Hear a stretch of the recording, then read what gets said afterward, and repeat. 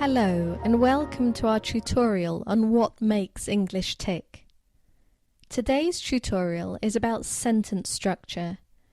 This is the way that native speakers arrange their words in a sentence, and by the end of this tutorial you'll have a good understanding on how to sequence your words to construct an English sentence. This will help you in two ways. First of all, it will improve your listening comprehension as you'll be able to predict what type of information is likely to come next in a sentence. Secondly, it will help you to stop thinking in your own language.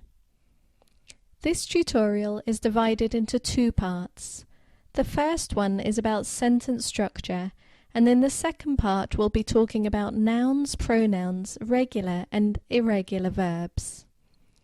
So, let's begin with basic sentence structure. What are the subject, verb and object? Here we go. The subject is the person or thing that does something. For example, we like dogs. We is the subject. Verb, a word that expresses an action, occurrence, a state of being. We like dogs. Like is the verb. An object, a person or thing that receives the action of a verb. We like dogs. Dogs is the object. So the basic order would be subject, verb, object. For example, she writes letters. When we make simple English sentences, we usually follow the subject-verb pattern. For example, Joanna reads. Joanna is reading. Joanna will read. These sentences are very basic and do not have an object. The next pattern is subject-verb-object. For example, Joanna reads books. Joanna is reading a book. Joanna will read books. In this pattern, put the subject or any words describing the subject at the beginning of the sentence, and then put the verb and some adverbs such as often, usually, etc. after the subject, which follows with the object of the verb. The adjectives or other words describing the object and the adverbs describing the verb at the end of the sentence.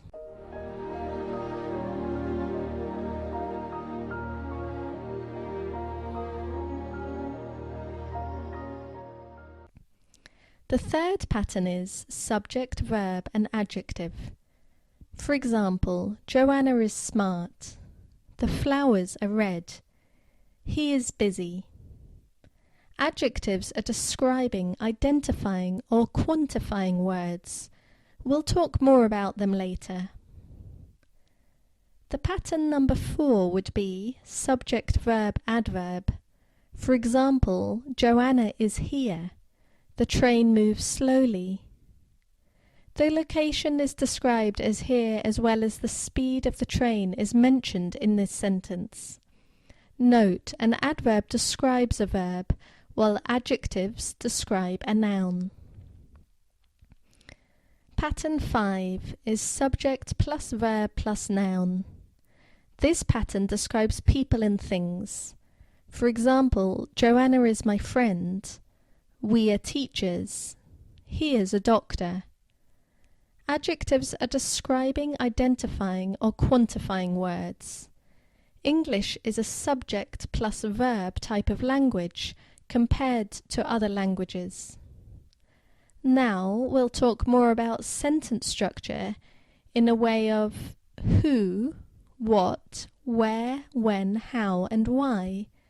As the most common order of the different elements in a sentence in English is who, what, where, when, how and why. A sentence usually begins with who, a subject, followed by what, a verb. For example, John called. The bus returned. Some verbs, though, require an object. The object is also part of the what element.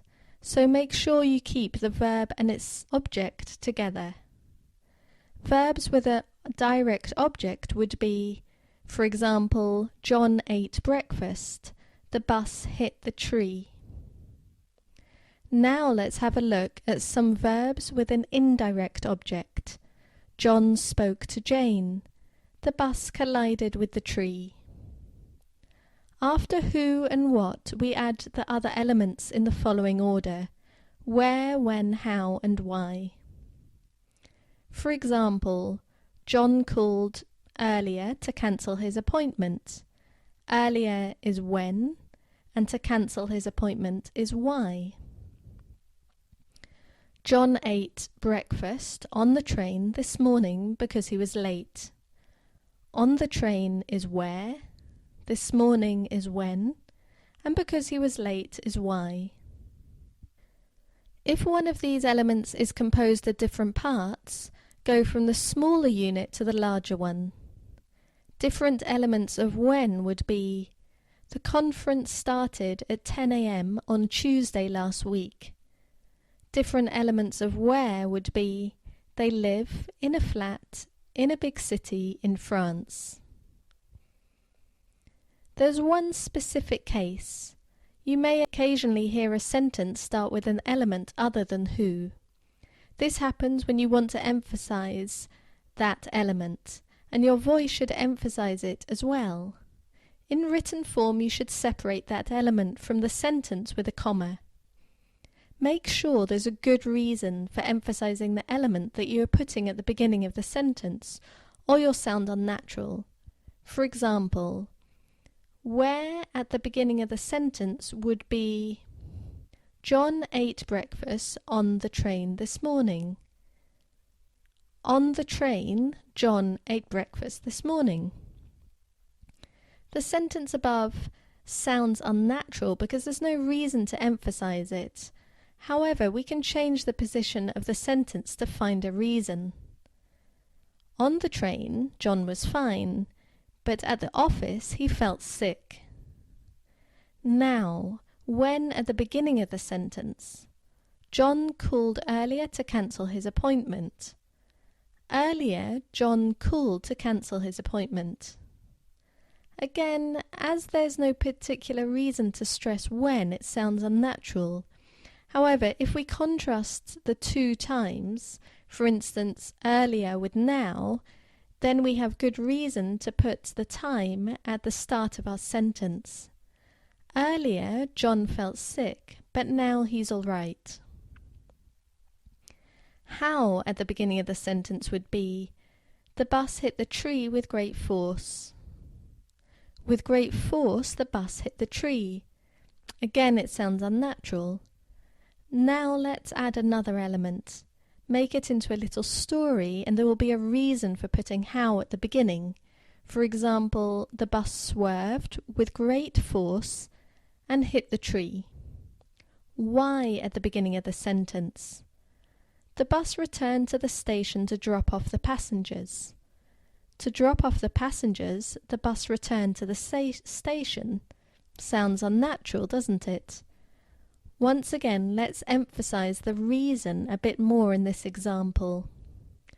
To drop off the passengers safely, the bus returned to the station.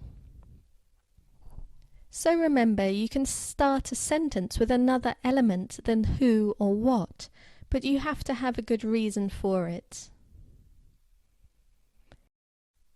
Now let's talk about parts of a sentence. The sentence is a group of words that puts over a message that you can understand completely. For one to recognize a sentence, it must contain at least one noun or a pronoun and at least one verb. How these work exactly will be shown later in this tutorial. So let's start with nouns. Nouns are names. All objects and people around you are nouns. And there are different kinds of nouns. In English, when you are referring to nouns or names, you will need to accompany them by only 3 words: the, a, and some. For example, if you're talking about a tree, you can either say the tree if you are speaking about a particular tree, or a tree if you're talking about any tree. Next would be plurals. The plurals are easy, they remain the same and change to some. For example, the books becomes some books. Plural nouns in English mostly end with s or es. For example, foxes or boxes. You'll notice that quite a few plural nouns end in some other letters, or in some cases they don't change at all. For example, man becomes men in plural. Woman becomes women in plural.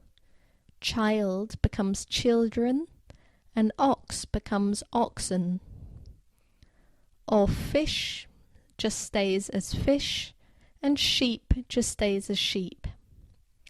Now let's have a look at different kinds of nouns.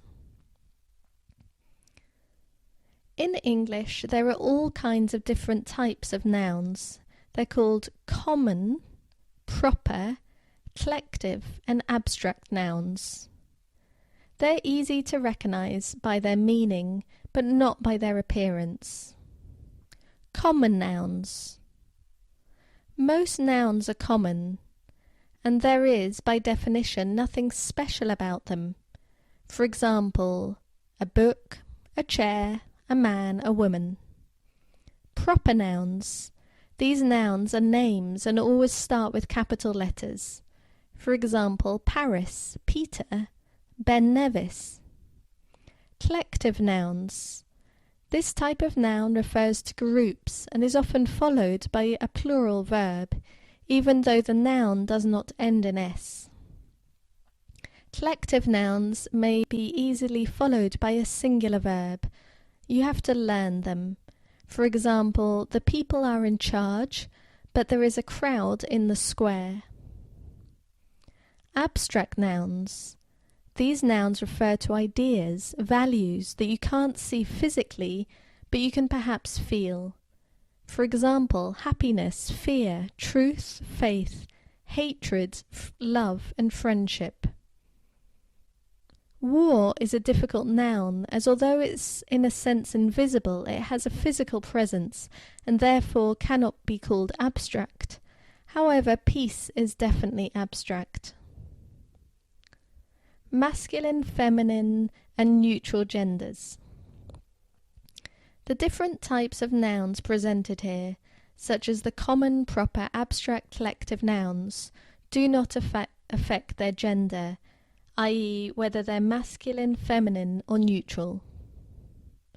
Male nouns are masculine, female nouns are feminine, and all non-living nouns are neutral. Animals are present in a grey area, as only some are definitely male or female. For example, hen, bull, cow, and dog. But we usually refer to them regardless to gender, for example, dogs and cats. Next are pronouns. If we only have nouns, we'll go for endless repetition, and that's why we need pronouns. The main pronouns are replacing words are he, she, it, and they. Pronouns refer to a noun, an individual or individual thing or things. Now let's move on to verbs. They are as important as nouns because without verbs, nouns wouldn't be able to do anything. There are two types of verbs. 1. Doing verbs, which show a visible action, for example, to speak, to do, to walk. 2. Verbs that describe abstract or invisible actions, to know, to believe, and to think. Irregular verbs. English verbs can be divided into groups, and once you've learnt the form, they will not vary. And there are many irregular verbs you should know and learn by heart. In the present tense, we can look at the verb to be. It is the most important verb of all and the most irregular one. Irregular verbs vary, therefore you must memorize them by heart. Please have a look at these slides and pause them so that you can write.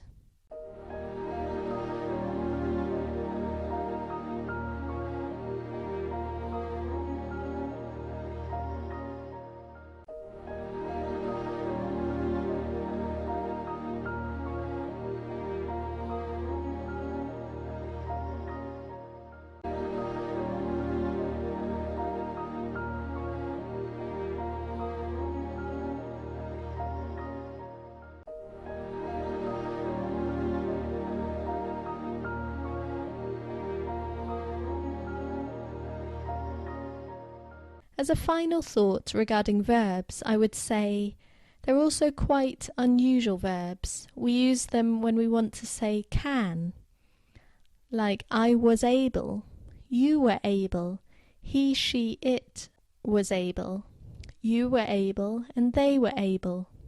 Could, as although it can be a simple past tense, for example, I could go yesterday, you can also use it as a conditional verb, if I could go. Here's a situation. Basically, the meaning is the most important here, and this can only be seen by looking at the sentence or the context, and then you can understand what the speaker means. Now let's move on to the activities. Activity 1. Please name the type of noun in the list and write whether each is masculine, feminine, neutral, or abstract. Liverpool. Capital. A lie. Tommy. Girls.